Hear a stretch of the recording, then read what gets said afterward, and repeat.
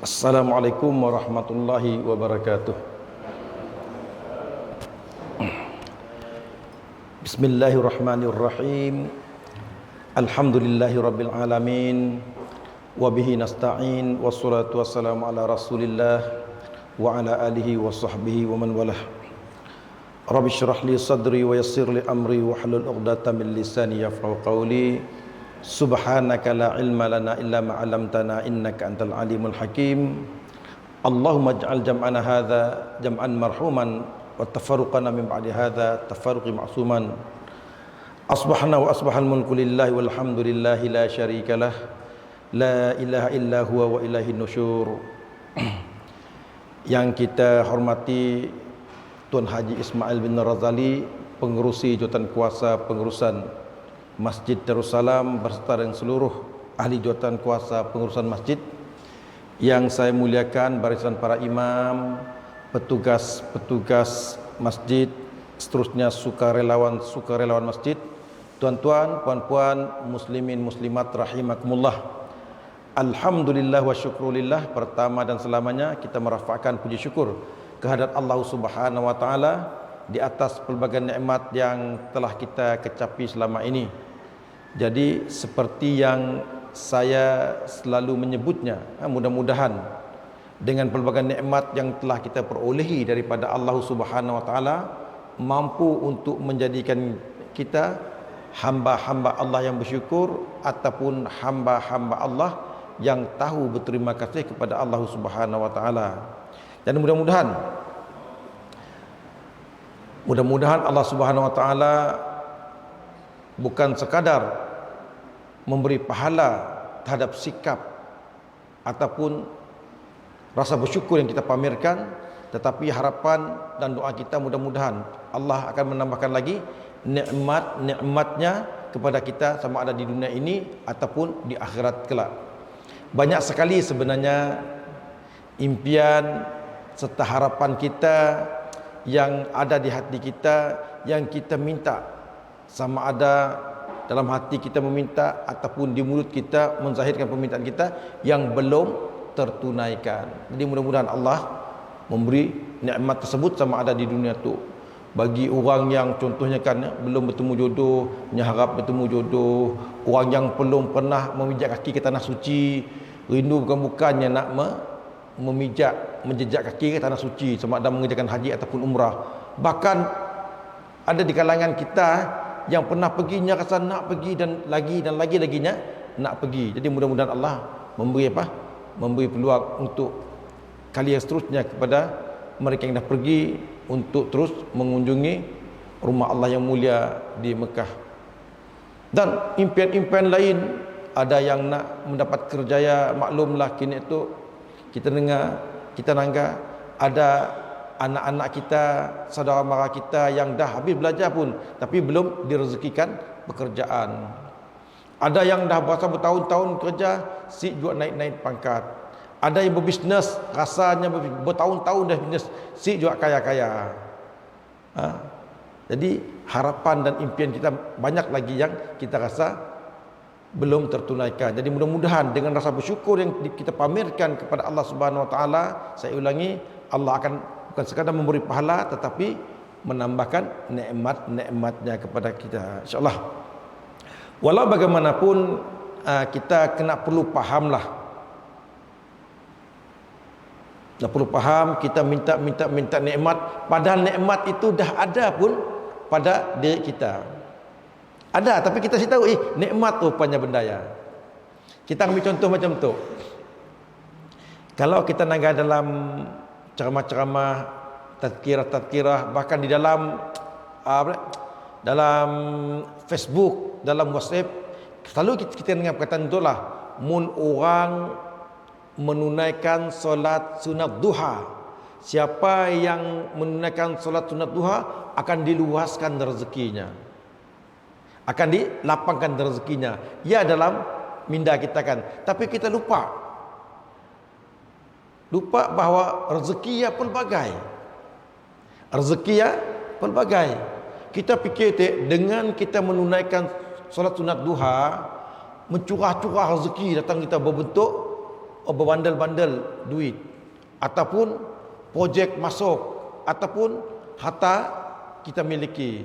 Kita lupa bahawa apabila kita mampu berjaya untuk menunaikan solat duha, itu sendiri pun sebenarnya rezeki. Apabila seseorang yang berjaya menunaikan solat duha, maka itu sendiri pun adalah merupakan rezeki daripada Allah Subhanahu wa taala. Mengapa? Karena insya-Allah apabila kita melakukan ibadah seperti yang akan saya huraikan tadi, kita akan mendapat dua benda. Insya-Allah akan saya sebutkan tadi. Tapi sebelum itu, sebagai mukadimah, boleh juga saya macam menyebut, apabila seseorang itu melakukan ibadah, termasuklah melakukan solat sunat duha, dia akan mendapat dua benda. Yang pertama, of course, dia akan mendapat pahala. Itu janji Allah. Yang kedua, insya-Allah dia akan mencapai ketenangan di dalam hidupnya. Jiwanya akan tenang. Kerana Nabi menyebut seseorang yang melakukan ibadah lillahi ta'ala, ikhlas kerana Allah Subhanahu wa taala, ia akan, jiwanya akan disirami dengan ketenangan. Maknanya tadi, bayangan kita, saya ulangi, apabila kita menunaikan solat duha, kita fikir mencurah-curah, projek masuk, berbandel-bandel duit masuk, itu ini harta datang. Tidak. Yang terawal, apabila kita menunaikan sunat duha, maka itulah di antara sebesar-besarnya rezeki. Kenapa?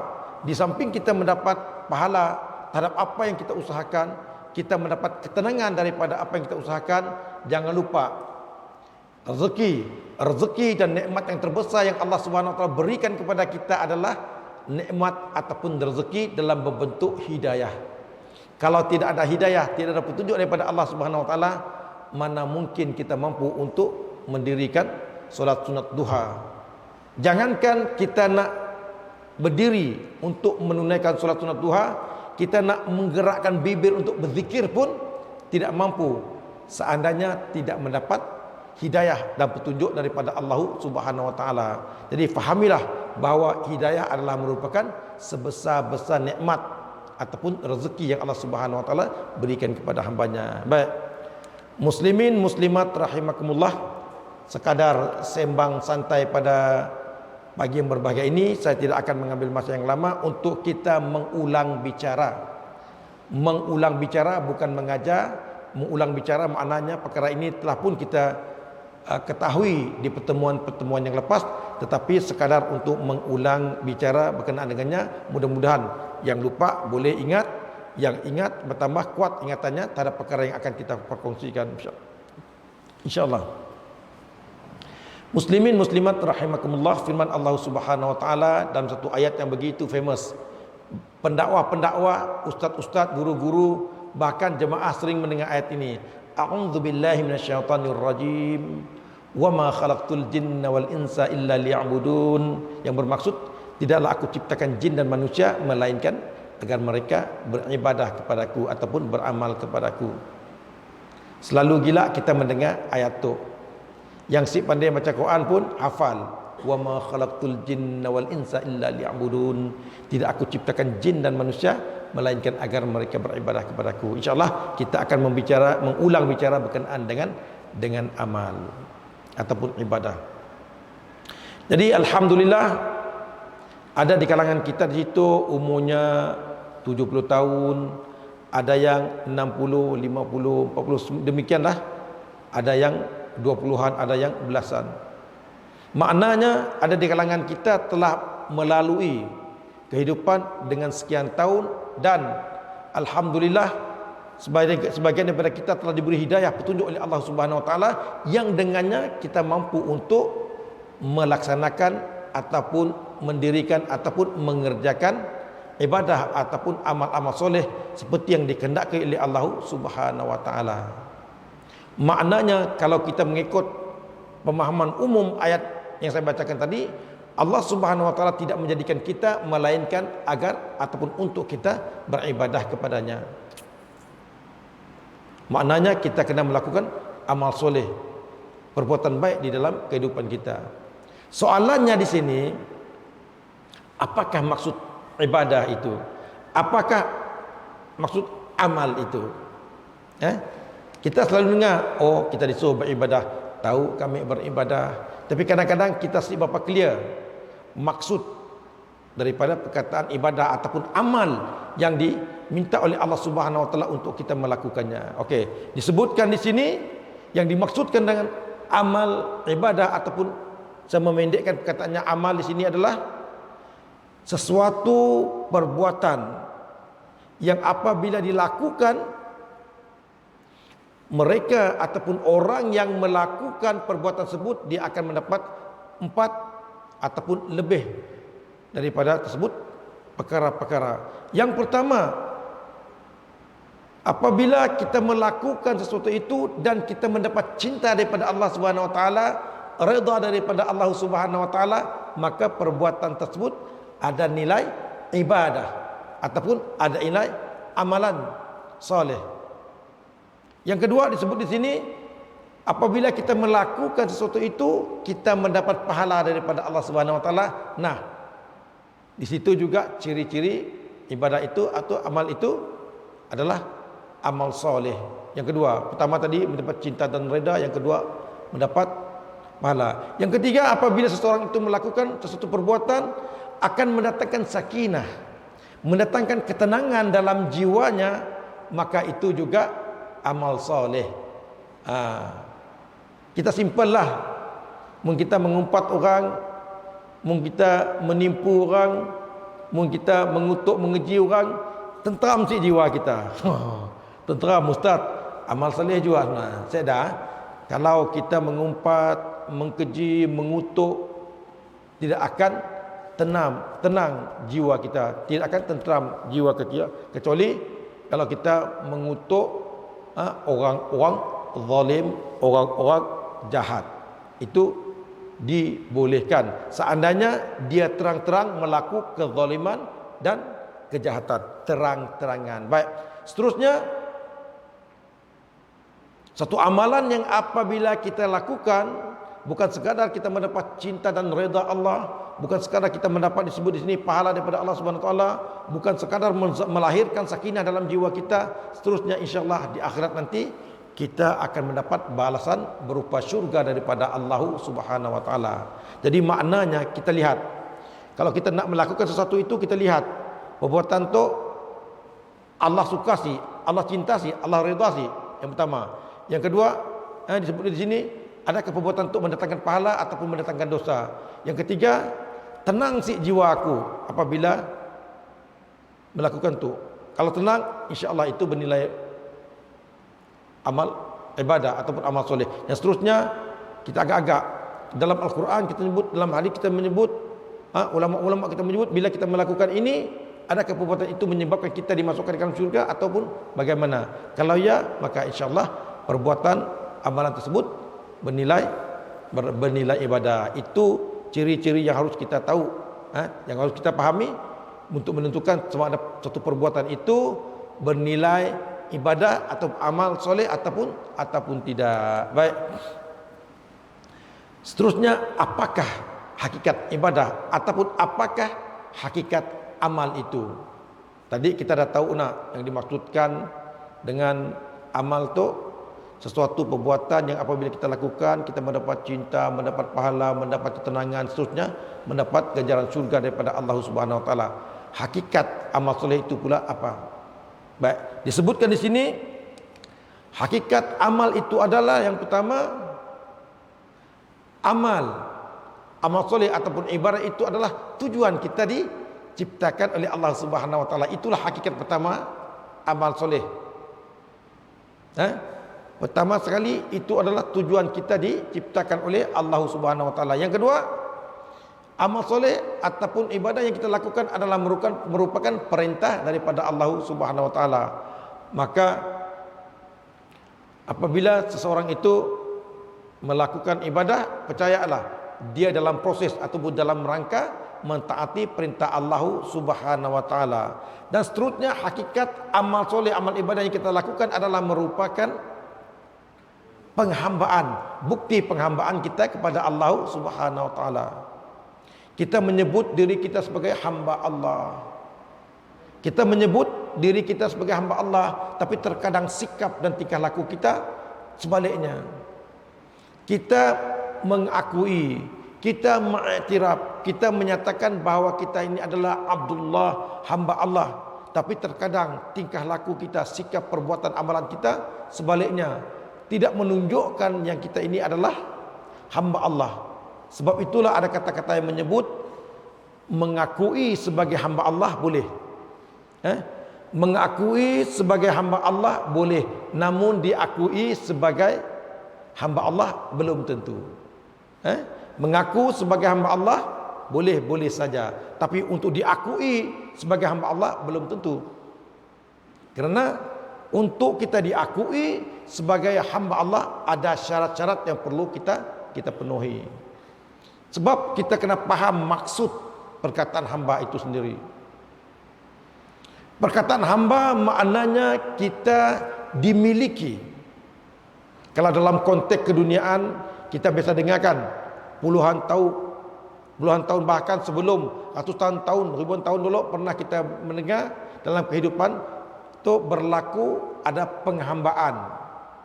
Di dalam dunia Islam pun di awal-awal Islam ada penghambaan. Sebelum kedatangan Islam pun ada penghambaan. Bahkan siapa yang biasa mendengar cerita Kunta Kinte, masih lagi cerita Kunta Kinte, di mana hamba-hamba abdi daripada Afrika, sama ada tawanan perang ataupun penculikan, mereka dibawa ke bumi Amerika untuk dijadikan hamba.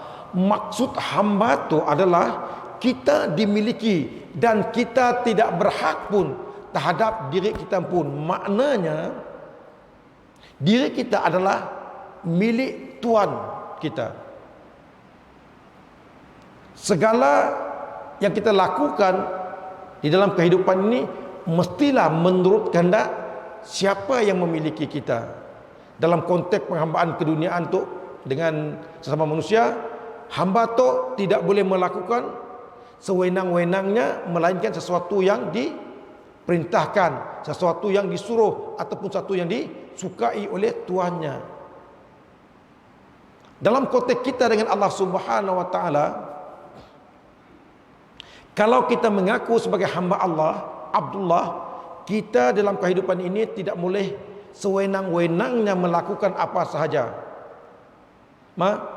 Kita ikat perbuatan kita dalam 3 hal.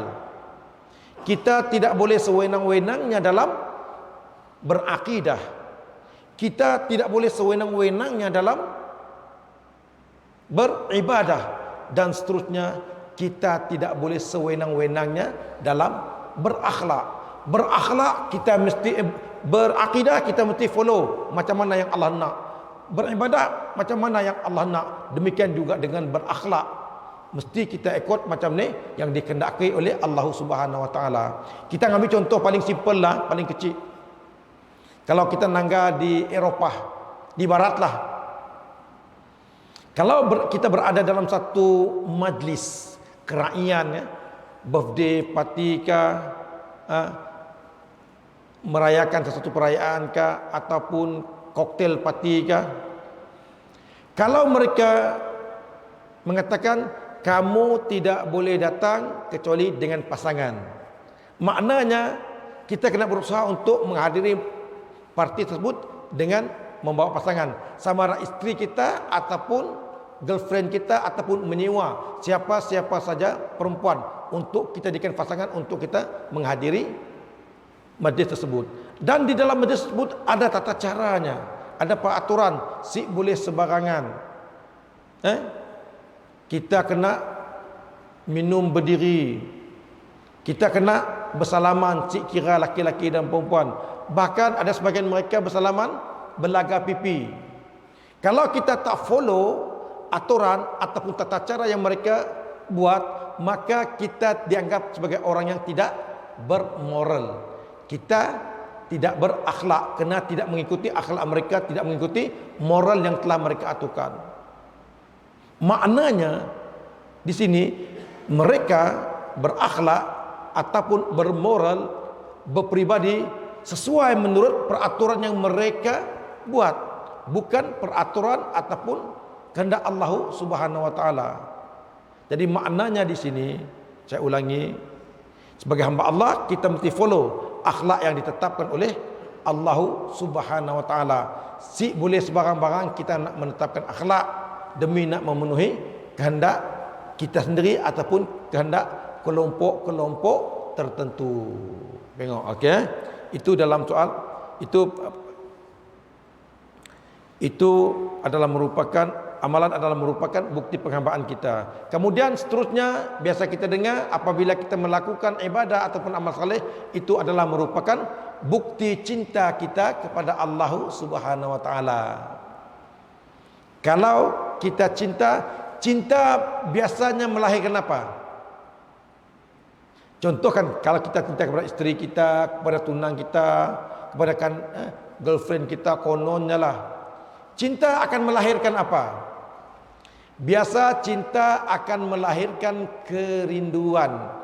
Kalau kita contohnya kita orang Bintulu mencintai orang Miri kah, orang Sibu kah, orang Limbang kah, orang Kuching kah, ataupun orang Semenanjung kah, kecintaan kita itu akan melahirkan kerinduan dalam hati kita. Maknanya kita rindu dengan orang yang kita cintai. Baik, cinta melahirkan rindu. Rindu akan melahirkan apa? Ya Rabbi, bukan ada 10 orang lah girlfriend. Cik tahu rindu melahirkan apa? Cinta melahirkan rindu. Rindu melahirkan apa? Rindu akan melahirkan rasa ingin bertemu. Ingin bertemu sih. Pelik juga kita tu bertunang, cinta dengan tunang kita, rindu dengan tunang kita. Si terfikir pun nak pergi berjumpa dengan tunang kita, especially waktu hari raya. Hari raya teringin nak jumpain, nak pergi rumah tunang dah. Sebab apa? Cinta. Sebab apa? Rindu. Rindu akan melahirkan keinginan untuk bertemu. Ingin bertemu akan melahirkan apa pula? Keinginan untuk bertemu akan melahirkan rasa ingin berkorban. Betul sih? Rasa ingin berkorban. Teringat cerita kami orang dulu-dulu lagi muda-muda. Waktu saya umur 20-an lah. Cerita main bol sikit lah. Satu ketika ada seorang pemain utama kami orang, memang hebat lah, pemain utama, pemain harapan. Tiba-tiba dalam tu gamenya Nya si datang. Aduh, nyalah harapan, nyalah andalan si datang. Cek punya cek. Petangnya nyada janji temu janji dengan girlfriend di Tanjung Batu. Dapat kantornya ni. Ya maksudnya bilanya cinta dengan girlfriendnya, rindu dengan girlfriendnya, keinginan bertemu, nya sanggup mengorbankan main bol. Sanggupnya si main bol padahal hari ya game pentingnya pemain utama. Sanggupnya mengorbankan bola demi nak berjumpa dengan girlfriendnya. Macam kita juga. Dolok-dolok barangkali. Bila ingin nak bertemu tu, macam ni tu. Mak kita madah, bapak kita madah, hari Sabtu Ahad tu jangan pergi sini-sini, kita nak pergi ke kebun. 2 hari kita di kebun. Tapi cinta, kasih kita kepada girlfriend kita, sanggup kita membelakangi kehendak dan kemahuan mak bapak kita demi nak memenuhi kehendak sendiri untuk bertemu. Makna kita sanggup mengorbankan masa kita, sanggup mengorbankan tenaga kita. Saya ada seorang kawan di Bintulu tu, nang hebat.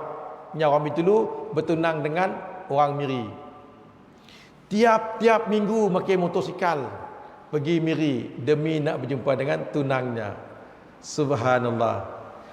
Siapakah? Apakah yang memotivasikan beliau sanggup pakai motosikal daripada Bintulu pergi ke Miri?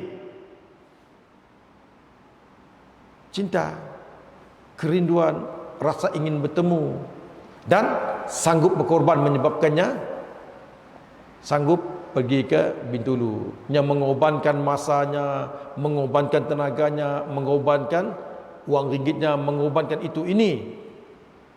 Bahkan mungkin mengorbankan aktivitinya di Bintulu demi nak berjumpa dengan orang yang disayanginya. Baik, maknanya apabila kita melakukan ibadah, maknanya kita melakukan taqarrub.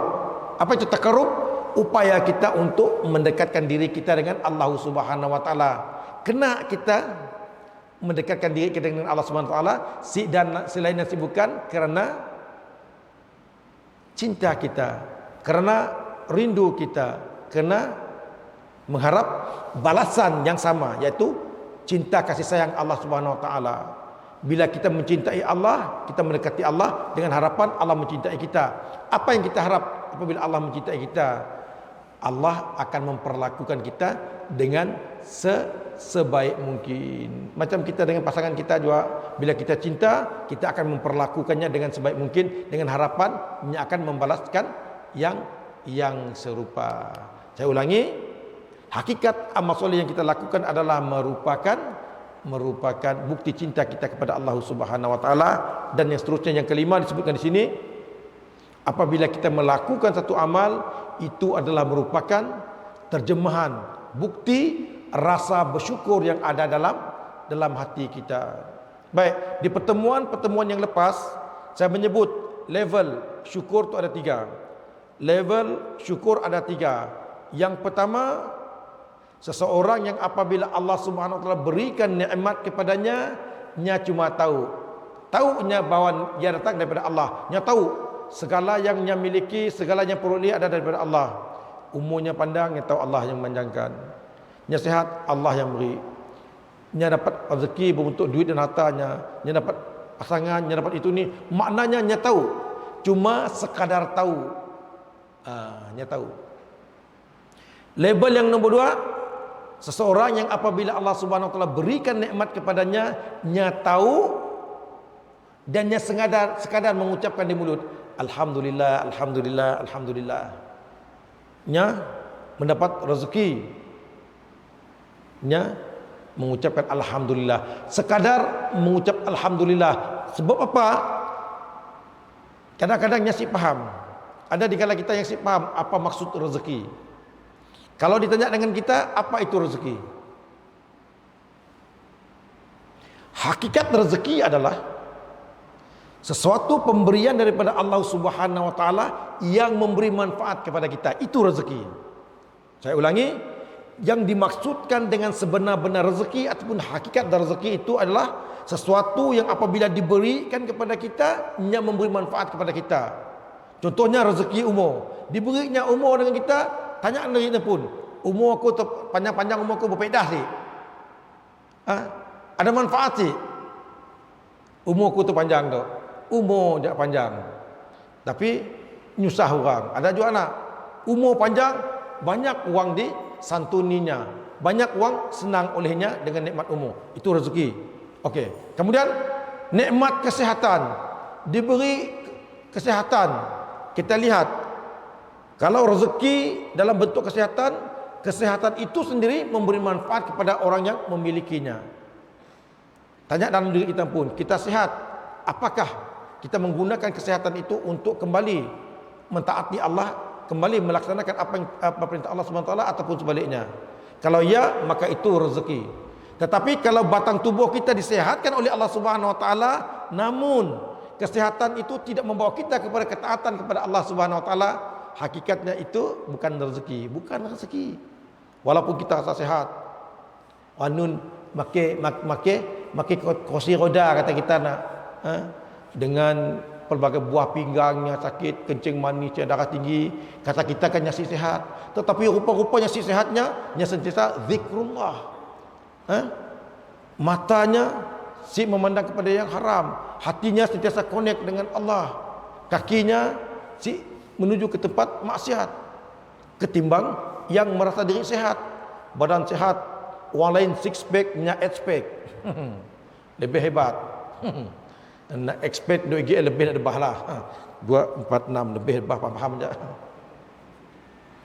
Badannya sihat, si imbaknya kepada ketaatan. Sehat, kerjanya nak ngaco orang aja. Di masjid disuruhnya melakukan cakacir. Di ofisnya pula troublemaker. Di tempat sukan itunya juga mendatang masalah. Maknanya tubuhnya yang merasa sehat, si digunakan untuk melakukan apa yang diperintahkan oleh Allah Subhanahu wa taala, maka kesehatan itu bukan rezeki. Kelak kita akan membahaskan berkenaan dengan istidraj. Istidraj maksudnya orang yang diberi nikmat tetapi yang menggunakan nikmatnya kembali untuk bermaksiat kepada Allah Subhanahu wa taala. Kelak kita akan membahasnya. Demikian juga dengan apa? wang ringgit, harta benda diberi tetapi tidak kembali untuk mentaati Allah Subhanahu wa taala, tidak kembali untuk apa? Untuk membawanya mengabdikan diri kepada Allah Subhanahu wa taala. Itu bukan rezeki. Saya ulangi, rezeki sesuatu yang memberi manfaat kepada kita. Baik. Jadi itu level yang nombor 2. Level yang nombor 3, bersyukur. Dengar. Seseorang yang apabila diberi rezeki oleh Allah Subhanahu wa taala, nya tahu, nya mengucapkan alhamdulillah, nya menggunakan nikmat rezeki tersebut untuk kembali berterima kasih dengan Allah Subhanahu wa taala dengan melakukan perkara-perkara yang diperintahkan oleh Allah Subhanahu wa taala. Itulah sepatutnya level bersyukur yang harus kita miliki. Saya ulangi, level pertama dapat nikmat, nya tahu tapi si berbunyinya, mulut dia si berbunyi, hati dia daripada Allah. Tapi kira bersyukur jugalah, nya mengiktiraf.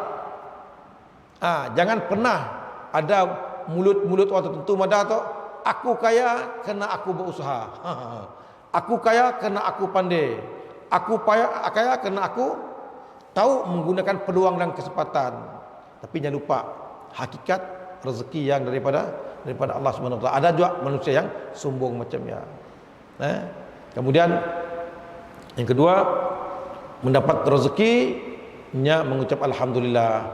Tapi jangan paloi-paloi. Macam ni paloi-paloi kadang-kadang. Mendapat rezeki yang haram pun alhamdulillah juga. Kita nanggap ni menang AF, alhamdulillah. Silap-silap kena 4D pun alhamdulillah yang kali.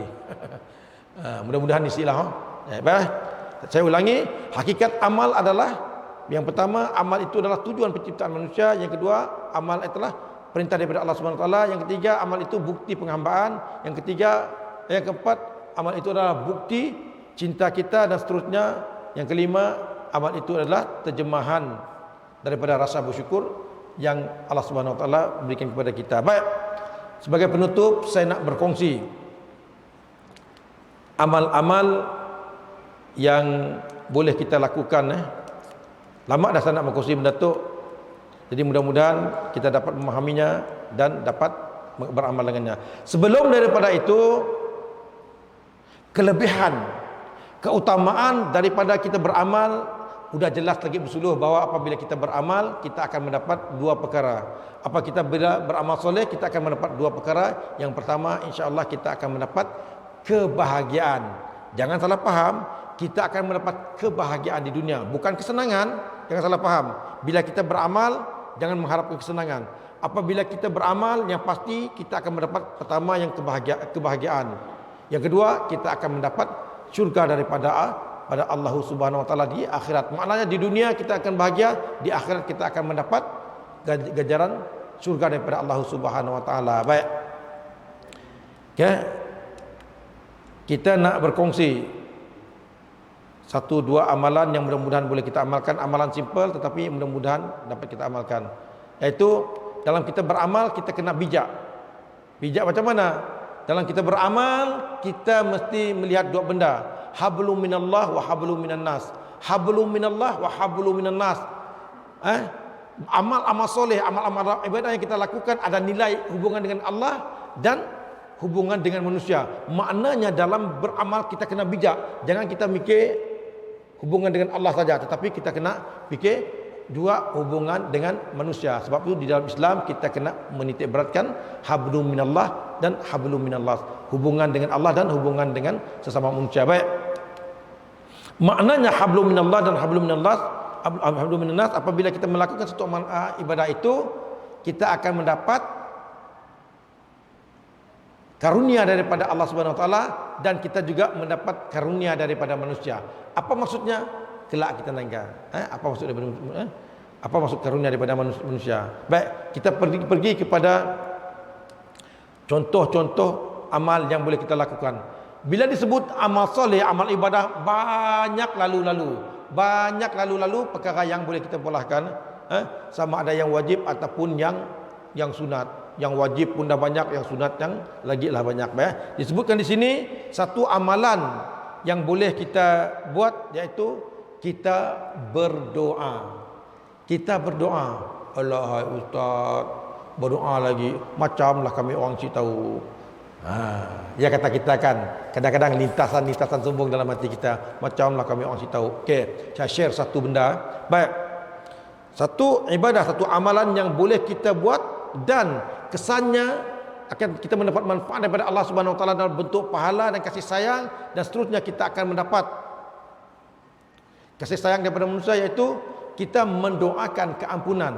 Kita mendoakan keampunan kepada saudara seiman, saudara seislam kita. Disebutkan di sini al-istighfaru lil mu'minina wal mu'minat hasanatun.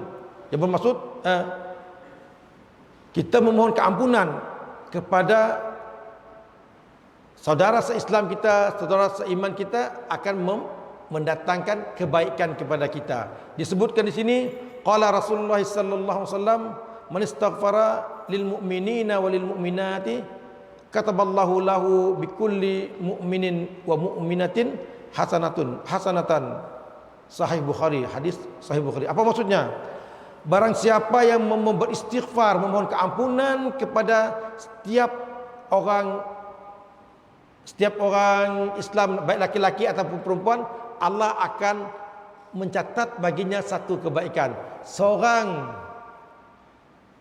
Islam, sama laki-laki perempuan yang kita doakan keampunan untuknya, Allah mencatatkan satu kebaikan untuknya.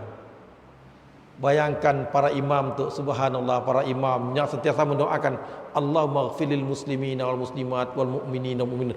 Berapa banyak manusia orang Islam di dunia tu.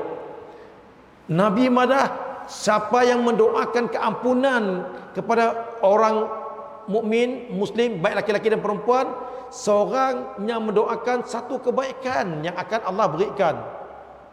Berapa, saya sih pandai lah, berapa bilion, berapa bilion kan bilion umat Islam di dunia tu. Bayangkan setiap kali imam membaca berapa banyak Allah beri kebaikan kepadanya. Kita tu malas tuan-tuan. Nak bangun malam tahajud, bila kali terakhir kita tahajud? Bila? Nak bangun malam. Kemudian nak puasa sunat bila? Baru nak puasa sunat hari Senin, udah pagi Senin kawan call mak minum. Pergi dapur bonda, saya dah cerita. Tapi Nabi madah pola benda tu. Mohon keampunan, simple aja. Allahumma ighfirli wa li walidayya warhamhuma kama rabbayani saghira. Allahumma ighfirlil muslimina wal muslimat wal mu'minina wal mu'minat. Subhanallah, benda simple tapi fadilat keutamaannya besar. Kata Nabi, Allah akan memberi setiap orangnya satu kebaikan. Berapa milion bilion kebaikan yang para imam dapat selama itu. Subhanallah, simple lah. Look like simple kata orang putih, tetapi sebenarnya tuan-tuan, Allahu Akbar. Kita tu ya Allah nak bersedekah, bergegar tangan 3 minggu demam. Nak gotong royong, yang rasminya saya rasmikan gotong royong, yang pun si pegang cangkul. Jadi polalah amalan yang Nabi madah yang simple tapi pahalanya besar. Be smart dalam beribadah. Okey. Jangan simple aja. Duduk seorang, bismillah. Bukan saya nak mujilah, ada di kalangan saya situ saya pernah nangga 2-3 kali bila saya waktu awal pagi, bukan awal pagi, waktu duha lah. Bila saya pergi datang situ ada urusan, kadang-kadang saya tu emergency, sakit perut, petang itu Masya Allah, ada hamba Allah tentu yang mendirikan solat duha. Saya yakin lepas solat mereka memohon kepada Allah apa-apa saja permintaan lah, termasuk memohon keampunan kepada saudara seagama ataupun orang Islam ataupun orang yang beriman. Rugi mun kita menggunakan kesempatan hidup untuk kita mengambil peluang untuk melaksanakan amal yang mudah tetapi ganjarannya begitu besar, begitu banyak. Mendoakan saudara se-Islam. Saya ulangi sekali lagi, Nabi menyebut siapa yang mendoakan keampunan bagi orang laki-laki perempuan, orang Islam sama laki-laki atau perempuan, maka Allah akan beri satu kebaikan. Saya ulangi, berapa bilion umat Islam di dunia itu kita mendoakan. Jadi saya menggunakan bahasa kasar lah, saya menggunakan bahasa yang kasar, paloilah bodohlah dan rugilah orang yang si menggunakan kesempatan itu untuk mendoakan sama ada diri pun ataupun orang lain. Okey, yang kedua, amalan yang boleh kita lakukan bersedekah. Yang pertama tadi, doa tadi, nya hablum minallah wa hablum minallah. Kita mendapat faedah daripada Allah Subhanahu wa taala, kita akan mendapat manfaat daripada manusia juga. Demikian juga dengan sedekah. Sedekah seperti yang saya katakan tadi, kita kena smart dalam beribadah, iaitu ada nilai langit dan ada nilai bumi. Ada hablum minallah dan hablum minan nas. Bila kita beri sedekah ya, kita lihat, kita kena smart dalam bersedekah. Contohnya macam baru-baru tu ada seorang kawan nya bersedekah pada saya lah satu makanan, kuih yang memang jarang, kuih kering memang jarang saya makan. Rupa-rupanya kuih yang diminat oleh bini saya. Bila dia beli tadi, dia pulang dari Mekah beli. Untuk kita, ya kah? Kita nanggap smartnya bersedekah. Smartnya bersedekah. Benda yang si mahal, tetapi smart. Nya membeli daripada orang di Mekah, orang Mekah happy. Kenapa? Ada pelanggan, ada pembeli. Happy, barangnya laku. Tengok. Di sini ada nilai ibadah. Mengembirakan saudara yang dibuka. Kemudian yang ngembak, nya bersedekah dengan saya lagi barangnya, nya mendapat pahala. Saya gembira. Bila saya gembira, mbak pulang ke rumah, isteri dan anak-anak saya makan dan nya gembira. Subhanallah. Walaupun barang yang murah, tetapi nya memberi impak kegembiraan dan kebahagiaan yang meluas kepada banyak pihak. Orang di Mekah gembira kenanya membeli barangannya. Saya gembira kenanya memberi barang kesukaan saya. Isteri dan anak-anak saya pun gembira kena dapat bahagian daripada apa yang daknya suka. Jadi smart. Dia bersedekah. Barang kecil tetapi manfaat kepada banyak orang. Jadi yang kedua yang perlu kita manfaatkan dengan nikmat umur adalah kita bersedekah. Tetapi saya ulangi, kena smart, kena bijak dalam bersedekah. Tapi cik kiralah nenengan kita sempat bersedekahlah. Kita nunggu nak betul-betul smart junjung si bersedekah kita. Apa-apa aja yang sempat kita bersedekah, bersedekahlah selagi hayat di kandung badan. Jadi saya rasa cukuplah perkongsian kita pada pagi ini. Jadi mudah-mudahan apa yang saya sampaikan dapat mengulang ingat perkara-perkara yang kita lupa. Saya ulangi sekali lagi. Jadi hakikat kehidupan kita adalah untuk kita beramal. Amal itu adalah terjemahan daripada rasa kehambaan kita kepada Allah Subhanahu Wa Taala, terjemahan dalam rasa bersyukur yang ada dalam hati kita dan banyak lagi. Jadi mudah-mudahan kita dapat menggunakan nikmat umur kita untuk kita mulahlah apa-apa aja amalan yang kita rasa boleh mendatangkan kecintaan dan pahala daripada Allah Subhanahu Wa Taala dan boleh membahagiakan diri kita dan orang lain di dunia itu. Terima kasih di atas segala perhatian, mohon maaf di atas segala kekurangan. Yang baik dan benar daripada Allah Subhanahu Wa Taala, yang sifat pacunnya adalah datang daripada kelemahan saya sendiri. Wallahu alam. Assalamualaikum warahmatullahi wabarakatuh.